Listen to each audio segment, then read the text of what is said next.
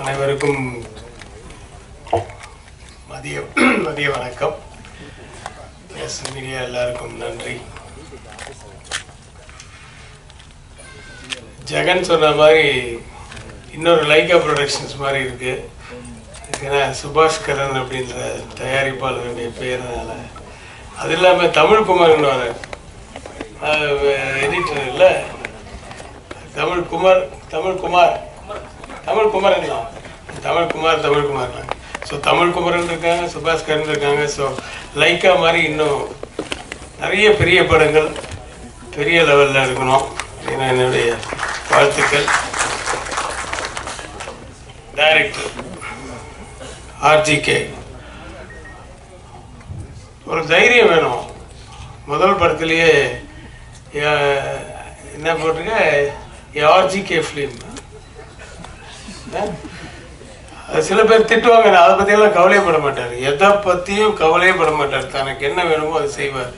அந்த தைரியம் வந்து ரொம்ப பாராட்டக்கூடிய விஷயம். சொல்லுவாங்க, இவர் பெரிய மணிரத்னம், ஆர்ஜிகே மணிரத்னம் ஃபிலிம் தான். அதை பற்றியெல்லாம் கவலைப்படாமல் நீ இன்னும் 10 படம் பண்ணி ஹிட் ஆனதுக்கப்புறம் முதல் படத்தை பார்ப்பாங்கல்ல, இவர் பண்ண படமா அப்படின்ற மாதிரி. ஸோ அதனால் அந்த தைரியத்தை பாராட்டுறேன். உங்ககிட்ட வந்து தட் இஸ் கிருஷ்ணன் கிட்ட வந்து எப்பவுமே ஒரு தேடல் இருந்துகிட்டே இருக்கணும். நிறைய பேர் சொன்னாங்க, தேடல் இருந்துகிட்டே இருக்கும். கர்னல் கண்ணன் ஒரு அசிஸ்டன்ட் ஃபைட் மாஸ்டரை வந்து நான் ஃபைட் மாஸ்டர் ஆக்கும்போது அப்படியே தேடிக்கிட்டே இருப்பான். ஏதோ காணாமல் ஏதோ எட்டனா வந்துச்சு, அங்கே வந்து அங்கே இப்படி தேடிக்கிட்டே இருப்பான். தரையை பார்த்துட்டு தான் இருப்பான். என்னன்னா யோசிக்கிறேனே அப்படின்னா, ஏன்னா எல்லாரும் இப்படி யோசிப்பாங்க, நீ இப்படி யோசிக்கிறேன். அது மாதிரி ஒரு வித்தியாசமான ஒரு ஆள். யார் எதை பற்றி சொன்னாலும் அந்த சீனில் என்ன வேணுமோ அதை கொண்டு வந்துடுவார் கிருஷ்ணன். எதை பற்றியும் கவலைப்பட மாட்டார். நல்ல வெயிலில் கூட கோட்டு போட்டு தான் வந்து டைரக்ட் பண்ணுவார். ஒரு வித்தியாசமான ஒரு பர்சனாலிட்டி. ஸோ அப்படிப்பட்டவங்க தான் ஏதாவது ஒன்று சாதிக்கும் போது இந்த இருக்க ஏதாவது வந்துச்சுன்னா அதை பற்றிலாம் கவலைப்படாமல் தன்னுடைய வழியை பார்த்துட்டு போயிட்டே இருப்பாங்க. அவங்க தான் நான் சீக்கிரம் ஜெயிப்பாங்க. All the best Krishnan. மற்றபடி என்னை வாழ வைத்துக் கொண்டிருக்கும் யூடியூப் நேயர்களுக்குன்னு இவர் சொல்ல மறந்துட்டாருங்க. சொல்லலை, நீ எப்போ சொல்லுவீங்க, இன்னைக்கு சொல்லவே இல்லை. அவர் ஏற்று பேசுறாரா? எழுத்து எங்க பேசுறாரு? ரொம்ப சாதாரண பேசுறாரு. நீங்க தான் அவரை ஏத்து பேசுறீங்க.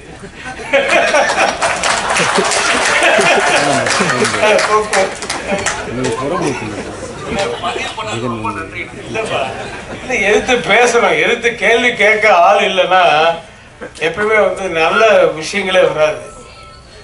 எப்பவுமே நாட் ஓன்லி இன் மீடியா, எதுலையுமே ஒருத்தர் வந்து இது ஏன் அப்படின்னு கேட்டாதான், ஆமா அதானே அப்போதைக்கு ஏதாவது பதில் சொல்ற கூட வீட்டில் போய் யோசிப்போம்.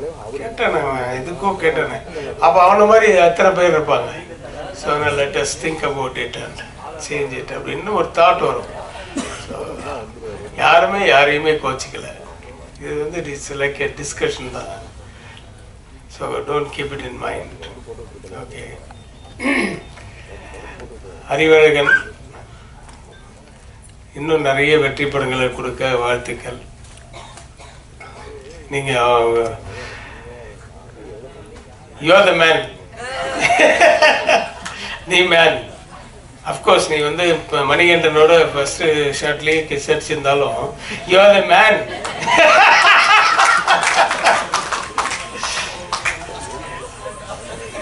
எப்பவுமே வந்து ஒரு எனர்ஜெட்டிக்காகவும் ஒரு என்ன சொல்றது, ஒரு ஏதாவது ஒரு இது அவர்கிட்டே அந்த மாதிரி. கிருஷ்ணன் கிட்ட எப்படி ஒரு குவாலிட்டி, வித்தியாசமான குவாலிட்டி இருக்கோ அந்த மாதிரி தான் நம்ம நக்குல் கிட்ட கூட ஒரு பரபரன்னு இருப்பாரு. என்ன மைண்ட்ல தோணுதோ அதை பேசிடுவாரு, என்ன தோணுதோ ஆடிடுவாரு.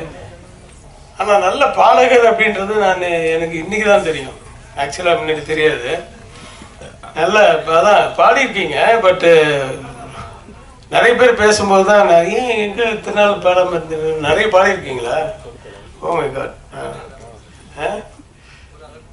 ஓரளவுக்கு நான் கொஞ்சம் ரொம்ப பழைய பாடல்களும் கேட்பேன். நான் இவரெல்லாம் oh okay okay, very good very good. சரி, எல்லா டேலண்ட்டும் இருக்கு. ஆனால் உன்னை சின்ன வயசுலேருந்து அக்கா வந்து உன்னை எடுத்து வளர்த்த மாதிரி அம்மா மாதிரி கேட்டாங்க. இன்னைக்கு அவங்க பாராட்டினது வந்து உள்ளேருந்து வந்த ஒவ்வொரு வார்த்தைகளும் உள்ளேருந்து உன்னை வந்து பாராட்டியிருக்காங்க. அது உளப்பூர்வமாக, அது வேற இங்கே இருக்கிற ஒருத்தராலையும் செய்ய முடியாது. ஏன்னா அது அந்த பாண்டிங்கிறது வந்து சம்திங் டிஃப்ரெண்ட். ரெண்டு பேருக்குள்ள ஒரு ஒத்துமை என்னன்னா, ரெண்டு பேருக்குள்ளேயுமே ஒரு இன்னசென்ஸ் இருக்கு. ஆனால் அவன் வந்து ரொம்ப ஒரு மாதிரி அது எப்படி சொல்றது, பரபரன்னு இருப்பாரு. இவங்க ரொம்ப சாஃப்டா இருப்பாங்க. அது தேவையான என்னோட படங்கள்ல 4-5 படங்கள் நடிச்சிருக்காங்க. ஆனா ஹீரோயினா நடிச்ச படத்துல அந்த பேரை விட ஒரே ஒரு நாள் நடிச்சாங்க சோழ ஹோட்டல்ல. எவ்வளோ பெரிய மூடி. அது வந்து முதல்ல அந்த ஹோட்டல்ல இருந்த இது வந்து எடுத்து முதல்ல போடும்போது உண்மையாவே மூடி கீழே வந்துருச்சு. கீழே வந்துச்சு. உடனே கட் கட் கட் அப்படின்னு, சார் அது உள்ளே வாயிலே போட்டுருங்க சார். ஐயோ அப்படின்னு போட்டுருங்க சார். அதுக்கப்புறமா வாந்தி வரும்போது அப்படி வந்த ஸ்பாட்ல வந்த இது அது இன்னைக்கு எவ்வளோ பெரிய மாத்திரை அப்படின்றது வந்து அவ்வளோ ஃபேமஸ். அந்த இன்னசென்ஸ் வந்து தான் அவங்க வந்து வாழ்க்கையில நல்லபடியா வச்சிருக்கு. அவங்க அம்மாலாம் எனக்கு ரொம்ப தெரியும். தெனாலியும் போதெல்லாம் நாங்கெல்லாம் கொடைக்கானல் ஊட்டிலெல்லாம் அப்படி வாழ்ந்தோம். ஏன்னா அப்பெல்லாம் கேரவன் வந்து ரொம்ப கிடையாது, 1-2 தான் இருக்கும். ஆனால் வந்து எல்லாரும் ஒன்றா உட்காந்து ஒரு பெரிய டைனிங் டேபிள் செட் பண்ணுவாங்க. எல்லாம் ஒன்றா உட்காந்து தான் சாப்பிடுவோம். ஜோதிகா எல்லாருக்கும் அப்போ பிகினிங் ஸ்டேஜ் மாதிரி தான். கமல் சார் எல்லாரும் என்டர்டெயின் பண்ணுவார். ஜெயராமெல்லாம் வந்து அந்த உங்களுக்கு அது ஞாபகம் இருக்கும், அந்த சுர சுர அந்த அந்த இது அது ஸ்வீட்ஸ் எல்லாம் சுர சுர வரும். அது அது வந்து ரெகுலரா போடுறது. அது வந்து ஸ்வீட்டை சுட வச்சு சாப்பிட்றதுன்றது அந்த மைசூர் பாக்கு. அது கமல் சார் தான் சொல்லி கொடுத்தாரு. மைசூர் பாக்கை நீங்க சூடா சாப்பிட்டு பாருங்க அப்படின்ட்டு சுட வச்சு அப்படியே கொண்டு வருவாங்க. அப்படியே எடுத்து அது ஒழுகும். So we can't forget those things. அந்த மாதிரி ஒரு நல்ல குடும்பத்து பெண், குடும்ப பாங்கான பெண். ஆனால் இன்னும் உங்களுக்கு தெரியலங்க, அதே மாதிரி தான் இருக்கீங்க பார்க்கறதுக்கு.